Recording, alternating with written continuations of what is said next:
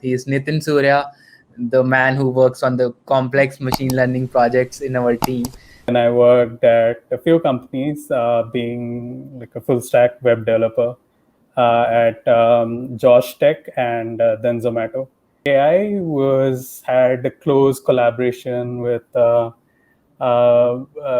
Benju and their lab Mila. Go wrong, how we could mitigate it and how we could go around it. Then, of course, majority of the time goes into data pipelines. Hi everyone, so welcome back to my channel. And today we have a very special guest, my friend, my teammate from Google Hyderabad. He is Nitin Surya, the man who works on the complex machine learning projects in our team. So welcome Nitin to this session, and I hope you are doing great. So I would like you to start with your quick introduction. You introduce yourself, and then we will talk more about your journey, about machine learning, about resources, and a lot of other stuff. Thanks, Prateek, and thanks for the intro. Yeah, it's not all fancy, but yeah, it's fun to be in this domain where it's so much research going on. So about me, yeah, I'm Nitin. I grew up in Delhi. I did my undergrad in VIT. Then I worked at a few companies, being like a full stack web developer at Josh Tech, and then wanted to explore a little bit more about ML and AI, and dedicate a little more focused time towards it. So I went on to do my master's. That was at University of Illinois Chicago, where I did my master's in computer science and did a research internship under one of the professors there as well. So while I was just about to graduate, I got this offer from an organization called Element AI. So Element AI had a close collaboration with Joshua Benju and and it's based in Montreal. And the sound of it just attracted me, and I blindly gave the interview. It was in Canada. It was a jump to another country, but I was like, no, I don't know when I'll get the chance to meet them all. So I just jumped there. I worked there as an applied research scientist for about 3 years. Then I wanted to move back home. I wanted to be close to the family, so here I am at Google Hyderabad. Yeah. Wow, that's pretty fascinating journey, Nitin. I'm really impressed the way you have worked with so many great people, including the author of Deep Learning book that I came to know. I also saw you published a paper with him, co-authored a paper. So that's really fascinating, and it's quite a big achievement. So that was about your college journey, how you came into Google.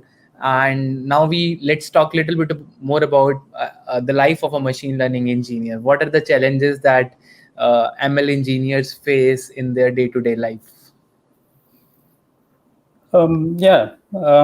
It's a great question. So it all boils down to what you're trying to solve. Oftentimes, you know what you're planning to solve and what are the targets and what are the existing solutions out there. Sometimes you really don't know how to go about it and how can we measure the metrics. So yeah, I mean, these are like it as a machine learning engineer, we need to take up a lot of roles, right from understanding the problem, figuring out how we measure the system, if there is no existing solution, coming up with an algorithm, figuring out the data sources, cleaning them up, preparing the pipeline. So you have to take up a lot of roles, but it's fun in its own way because these are sometimes quite unexplored, and they put up a creative challenge, which I find quite fascinating. That's great. So there are sometimes a lot of ambiguity in the problem statement. You don't know exactly what to build or how the algorithm will work or what algorithm will work best for this particular problem. So there are a lot of open-end challenges I see in this particular domain. And one common question that I get from students is they are confused whether they should try ML or is ML for them, or should they try to learn ML, then what resources they should follow. So how do you identify whether machine learning is for you or not, or should you switch to a normal full stack developer job? So how do you Right. identify your interest in ML? Yeah, I wouldn't say it's a choice between full stack developer and ML engineer. I feel to a great extent they overlap a lot. You have to think about the scale, you have to think about the flow. The differences come where I feel like the tools for ML have matured a lot, like PyTorch or TensorFlow. They have enabled everyone, and now they are at the touch of their fingers. Um, so I would suggest take up a problem, try and build a solution using some existing blogs out there. That will definitely give an intuition that is this something that interests you. Um, and if it builds a curiosity, that you want to understand the algorithms deeper, then I think it's the right route. If it's not, it's fine. I mean, there are a lot of interesting things. Full stack development is a challenge. There's blockchain. There's so many things which are super interesting, and I'd say the best thing as a student is to explore as many as you can so that you know what piques your interest. Yeah, so I think that's a good answer. Even I tell people that figure out your interest, maybe start with a mini project on a particular domain and check whether that is something that you would like to do, and then figure it out what you want to exactly build. So I think that's a nice Exactly. strategy. You can start with a mini machine learning project, try to figure out the things you need require for that, and then gradually see if that is something that you are going to do. Yeah. I Let's mean, come on. Yeah, carry on. yeah, I was just saying that, machine learning or full stack development, it's a tool. In the end, if you want to build a product, these all of them can get involved. So, no, it's just a tool to achieve the product goals. That's it. Yeah. Right.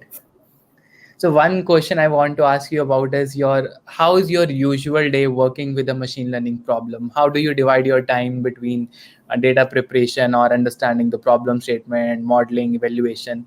There are like so many things to do. So how do you decide, okay, how I can plan my day? Yeah. I mean, this isn't specific to ML, but it's in general. But uh, basically, when you come up with a project, you need to figure out or you need to plan. So that becomes very crucial in the ML systems, actually. So you also need to think of some contingencies, like if this data is not clean, how do we go about it? Do we ditch it, or do we build our own data set? Do we crowdsource it and build it, or there are a lot of questions. So the first thing we need to figure out is create something that's very common in Google, which is building design documents. So that I feel gives us a very good picture of what we are planning to do. So if it's not same every day for as an ML engineer for me, what I do, but it spans like figuring out what the problem is, then figuring out what could go wrong, how we could mitigate it, and how we could go around it. Um, then, of course, majority of the time goes into data pipelines, getting the right data, and a little bit time goes into getting the initial set of models. Then a lot of time also goes into the evaluation pipeline, creating a documentation of various experiments you're doing, then getting the end results and seeing, and then again iterating on different models. One thing which is important with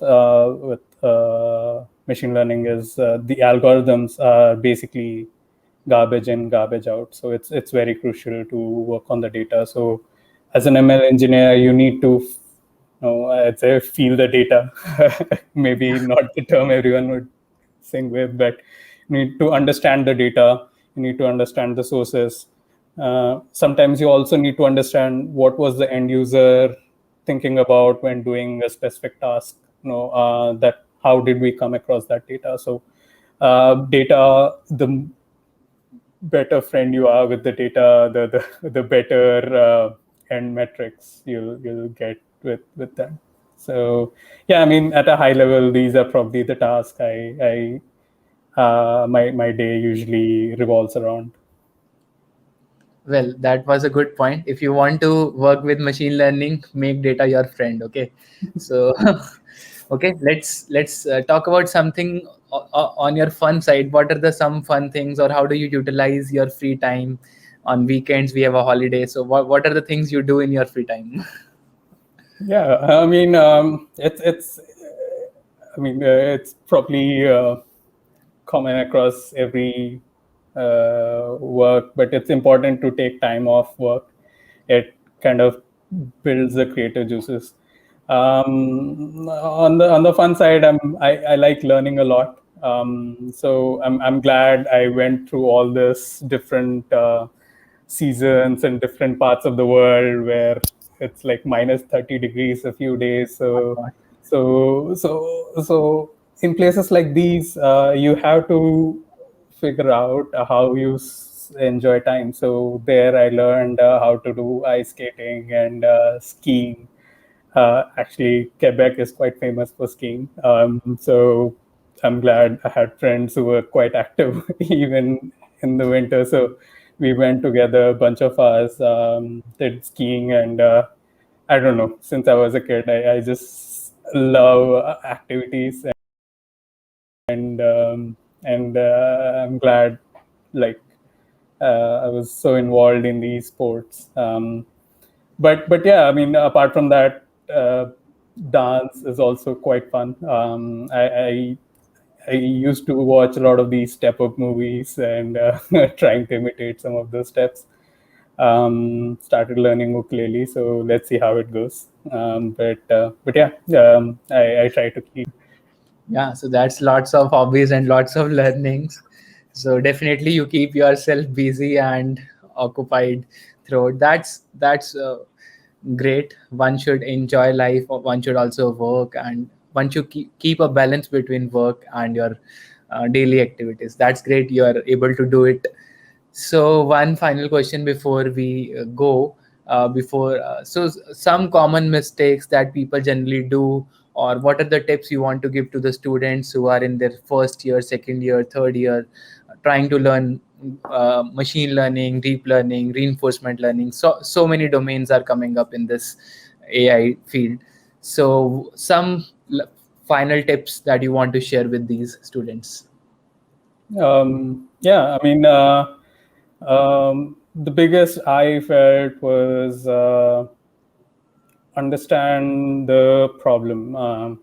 It's AI and ML might not be always the solution. It could be one of the solutions and might also not be the ideal solution. So understand the problems, pick the problems which seem like or which are proven to be AI and ML's problems.